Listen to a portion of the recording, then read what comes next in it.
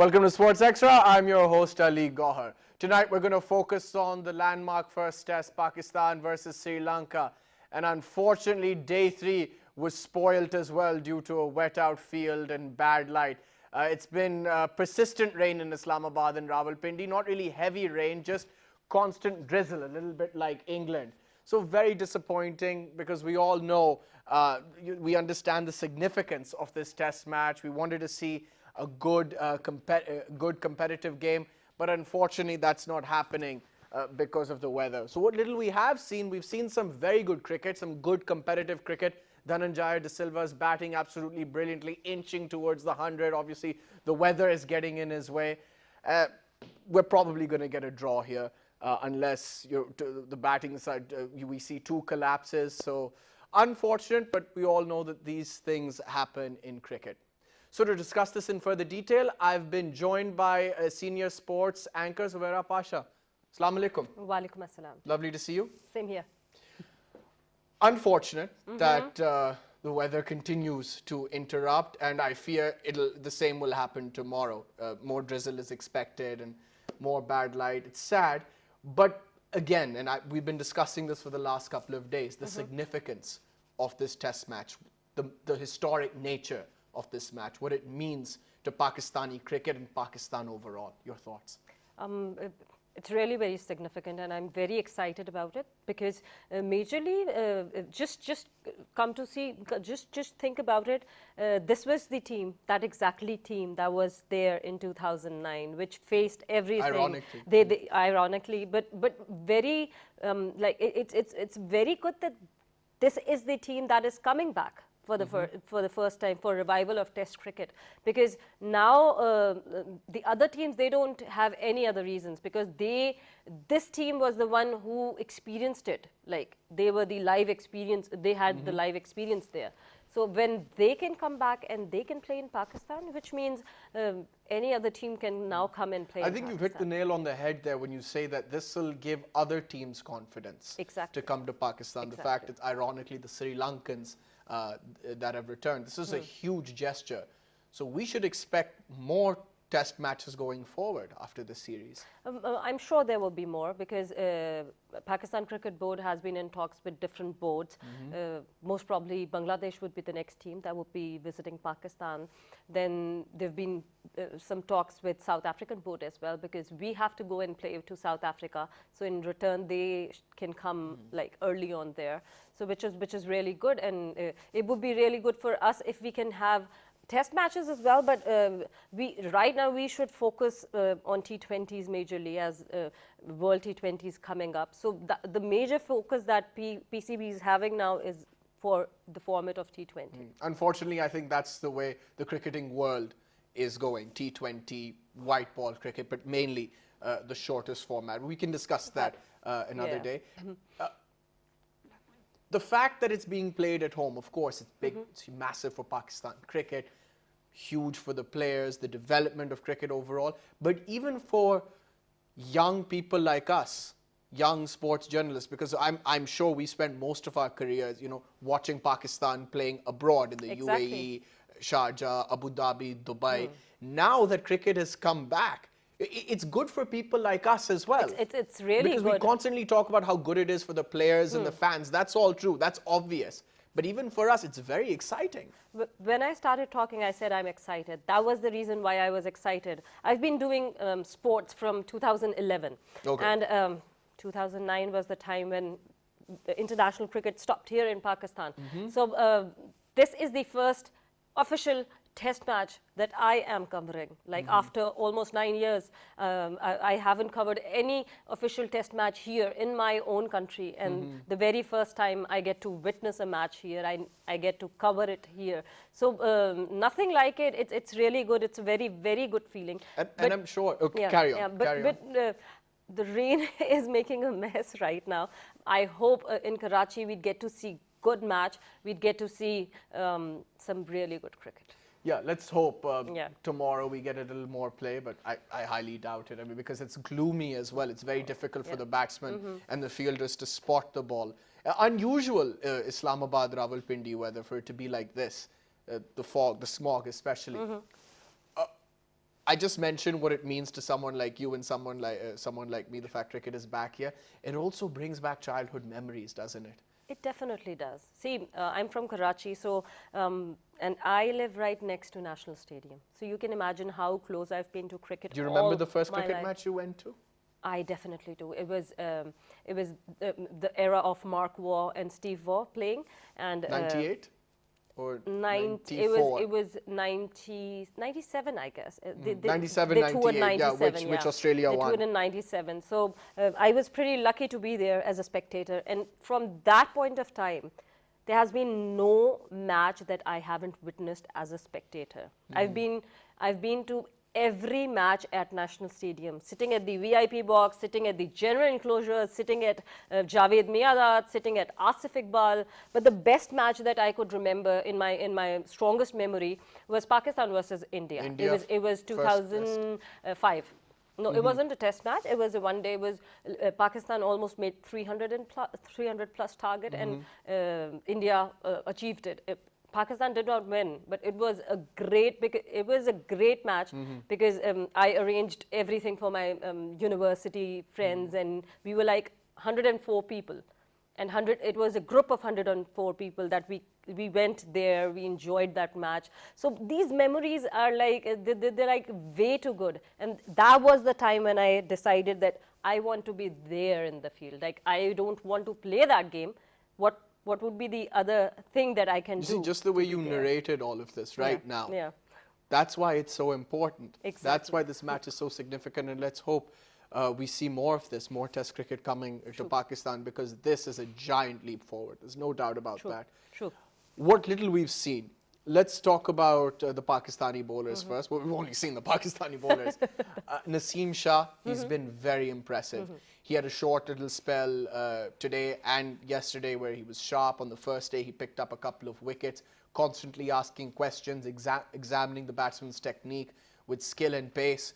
But for me, the most striking feature of Naseem Shah's bowling in this test so far, his core strength, has been the seam position.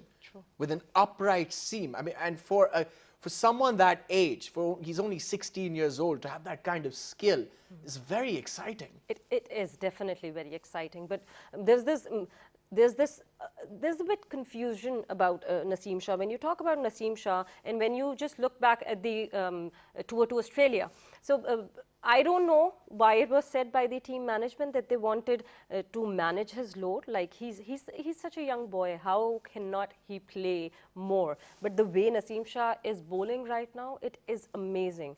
But still, I see the think tank of Team Pakistan, they're not much confident on him.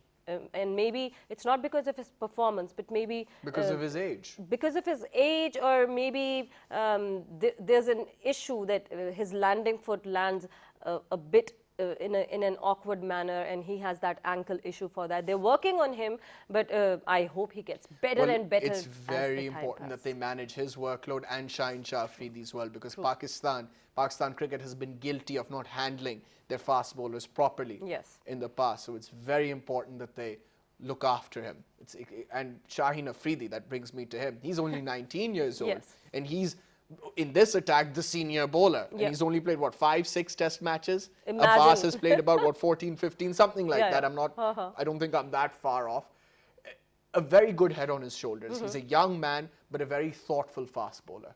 He's a very smart bowler.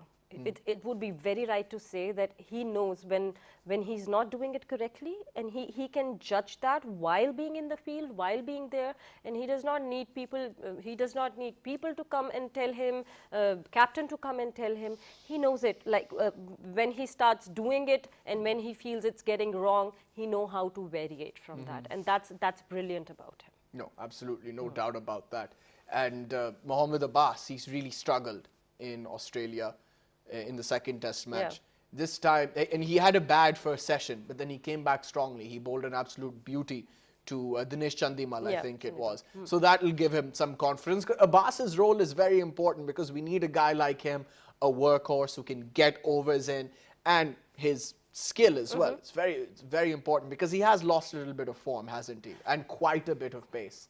quite a bit of pace because I think he's not fully fit and he's still playing. What's the because issue? Because I've been to the stadium every day for this test match, and he's been shortening his run up lately.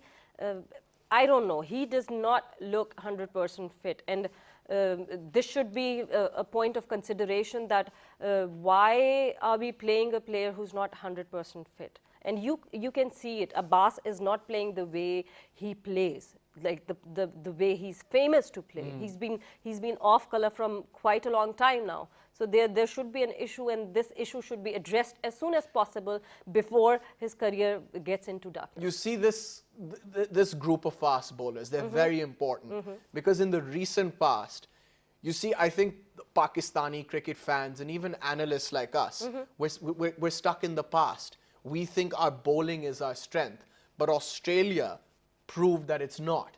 And even the tour before that in 2016-27, the Pakistani bowlers were thrashed. Yes. They took a serious battering, and that happened in South Africa as well and other places. Yes. Because our fast bowlers haven't been clicking off late. Either they're not fit enough, they haven't played enough. So this is something that Misbah-ul Haq, Waqar Younis really need to think about. They definitely need to think about. Just go back a year and think about the match versus England. We were scoring really well. Our batsmen were doing pretty well. We were scoring almost in talking about test. We did more than 480 in an inning, but our bowlers conceded more than that. So the bowling is a concern. We've always been the more stronger bowling unit as compared to batting. We have not been dependent on our batting. But now I believe we cannot even depend on our bowling. So we need to look for that. Well, lots more to talk about, Ms. Pasha, but we're going to take a quick break. You can enjoy your green tea during the break. We'll be back with more analysis. Stay tuned.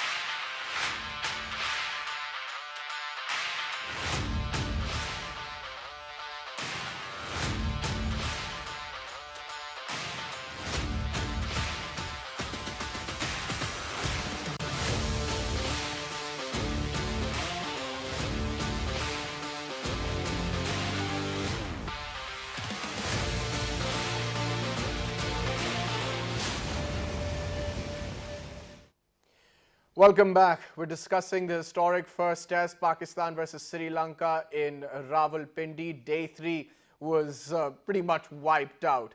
I mean, there was not much to see. Only 32 deliveries were possible. Hopefully, we'll get some play tomorrow, but I think looking at the forecast, the weather is still looking pretty miserable. I still have Ms. Sawera Pasha here with me. Ms. Pasha, hopefully we'll get some cricket tomorrow, although I highly doubt it.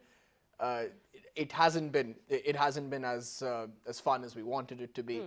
But Karachi is the second test match. Yes. Hopefully the weather will be better there, and hopefully we'll get a result, because it doesn't look like we're going to get a result here.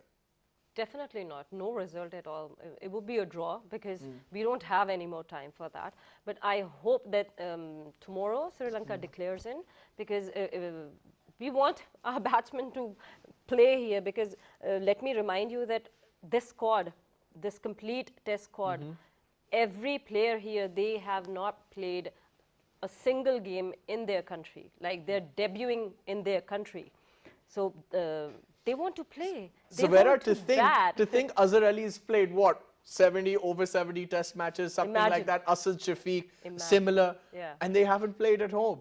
It's extraordinary. And incredible when you think about it. It is incredible, but it's at the other point, it's so sad. I sometimes think that it is so sad for them. They've played so much cricket at the neutral venue or at away, but they haven't played at home. And playing at home, I think it's pretty emotional for everyone. You were just talking about your experience watching games in National Stadium, Karachi, or from Karachi. Definitely. I almost forgot, I mentioned this on the show yesterday, what the Pakistani cricket season looked like. You know, with the yellowish grass, greenish yellow, and then the Pakistani sweaters, the jumpers, the green and the yellow. I forgot what that looked like, so memories just came flooding back. I know we've seen very little cricket, but what little we have seen, it just took me back to the 1990s. Exactly. It was so good. And it was like, when we talk about we're not getting good talent, we're not getting youngsters, this is the main reason. This is the reason why. We haven't had cricket from past so many years. How can these guys don't get side matches to play for? How can they have that experience? They come into the game and then they gain that game experience.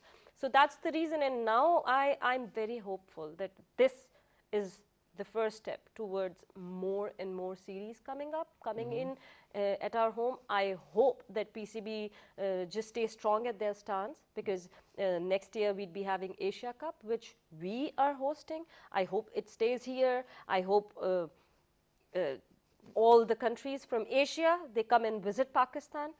Let's see. Let's just hope India doesn't spoil the party, is what that you're was trying to say. my main point, yeah. Right. Sri Lanka, let's talk a little bit about them.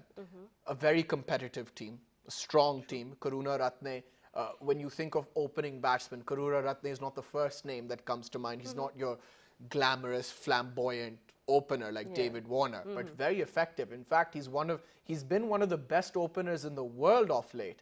So he did very well. Mendes, a lot of talent, but his shot selection is reckless, as we saw on the first day. Chandimal, similar to Mendes in the sense that his match awareness is lacking. But Dhananjaya De Silva, a very, very capable batsman. He can bowl a little bit of spin as well. But he's shown that he's got a great deal of talent and a wonderful temperament. And he's handled himself very well in difficult conditions. He definitely has. He has been playing. He's been playing very good games lately, like versus Pakistan, before this series. But just let me tell you, a cricket team is basically a sample of a nation. When we talk about Sri Lankans, they are modest about everything. They majorly, when you meet normal Sri Lankan people, they're modest about things. This team, they play really well. You mentioned Karuna Ratne, but they're very modest about it. You can, looking at Karuna Ratne, you can never say, oh, he can be such a good player. But when you pick up their stats and all, he's one of the best openers in the world. Exactly. And you do not see that kind of, he does not carry that kind of aura when he's around, but he's a very good player. So that's the modesty that comes in, they reflect their nation at a very, very positive way. Yeah, him and he's under the radar, as well as the West Indian opener, Craig Brathwaite, the right-hander, who goes about his business quite slowly, but he's very effective. So it was good to watch Karuna Ratne bat in the first session. We sometimes forget, although these stats have been coming up since this test match started, that Sri Lanka have done very well in Pakistan. I don't think they've lost a series here. They won in 95.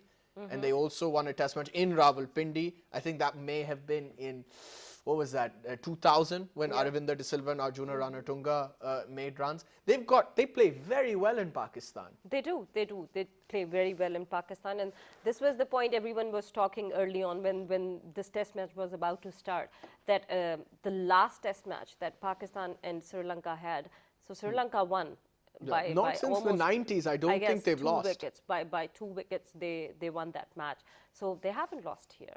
So not since the 90s, something like that. But I hope we win in Karachi. I'm sure guys like Aravinda De Silva was one of the greats of the game. Arjuna Ranatunga, Jayawardene Sangakkara. I've talked to these young boys and told them that, look, we have a lot of history here, and a great history. They won the '96 World Cup, the final in Lahore. They've won a number of one-day tournaments here as well. So we sometimes forget what Sri Lanka have done here. Sri Lanka have done a lot, and talking about Sri Lankan board, they've been always supportive to Pakistan cricket, and vice versa. We've been supportive to them. Recently, there was this attack in Sri Lanka as well, and even then, Pakistan Cricket Board sent their under-19 team to Sri Lanka, and they did not call off that tour. So it's like we have a we share a very good relationship with them. So which is really good, because we are in the same region, and we should support teams, boards that are in the same region, and even all over the cricketing nations. We need to support each other, and it's high time that the cricketing world should support Pakistan for this revival. You mentioned Karachi. Maybe a few changes will be made. Perhaps Misbah-ul Haq will call on a spinner. Kashif Bhatti, perhaps, because I think Yasir Shah is working with Mushtaq Ahmed right now. But he'll join back the squad. Maybe he'll join back. But I don't think it would be a bad idea to get Yasir in, or even Kashif Bhatti, two spinners perhaps on this Karachi wicket. And let's hope Fawad Alam gets an opportunity. It would be great for him to make his comeback, to have his comeback test in Karachi. I would say it would be a re-debut for Fawad Alam, because it's been 10 years that he has been playing first-class cricket. He has almost made 8,000 plus first-class runs. He's been knocking pretty hard at the door to just be a part of the team. He has been, now he's the part of the squad. I hope he becomes a part of playing 11 as well. And he should be playing, because if you think that he has been, like, he cannot make his place because of Haris Sohail, so Vera, I don't know, you've been in this industry for a while now. I'm not sure how much you can share, but could you shed some light on the Fawad Alam issue? Everybody seems to be confused. What is the problem? Why hasn't he been selected for so long? And he's been making runs, and it's not like Damian Martin and Darren Lehman and Aravinda De Silva are playing for Pakistan. There's not that much competition in there. Pakistan need a stable middle order batsman. Why hasn't he been selected? You know what? Recently, I was covering Quaid-e-Azam Trophy, and Fawad came to the press conference, and this is what I asked him: that have you ever gone to the board, asked the selector face to face? You can just go, you can take an appointment and ask them, I am making runs, what else do I have to do? Is there some personal issue? What is wrong? Because it's not just one management that has not trusted on Fawad Alam. There's been many managements, but the reply that he gave, it was like, he said, I'm a very small player and I cannot just go and ask them. He had an option to talk to Sarfaraz, because Sarfaraz has been playing with him. He has been playing domestic all year round. He plays with Sarfaraz. But even then, even Sarfaraz never had an answer for that why Fawad Alam has not been a part of the team. You see, Inzamamul Haq said something, when he was the chief selector, he said that they're better players than Fawad Alam in Pakistan. Okay, I mean, tell me who they are. I'm not quite sure. That's his opinion, and I totally disagree. I'm not sure about that. I mean, it doesn't. I mean, it's not for me to question Inzi, the great Inzi, but that's what he said. But what I found more strange was that he said something like, when Fawad Alam plays international cricket, he doesn't do well. A little bit like Mark Ramprakash. He can't handle the pressure. I think he said something along those lines, didn't he? Yes, he did. He did, right? Which I find strange, because he not majorly about international. He said when he plays out of Pakistan, he does not play well. So that was the reason we all speculated, okay, now... How many test matches has he played overall? Less than 5. It doesn't make any sense. He has played well under pressure. Remember the Asia Cup? Exactly. He scored a century in the final against Sri Lanka, and I think 70-80 against Bangladesh. They just need to have a reason. They just need to provide a reason. But honestly, this is something that we all cannot answer. That why Fawad Alam has not been considered for so long. It's been 10 years that he's been working hard. It's like 10 Test cricket coming back after 10 years in Pakistan. Fawad Alam coming back after 10 years. So there's like a very, very close connection to that. I mean, it's strange because yes, his technique and his style of play is unorthodox, but you know, unorthodoxy works in many cases. Stephen Smith, case in point.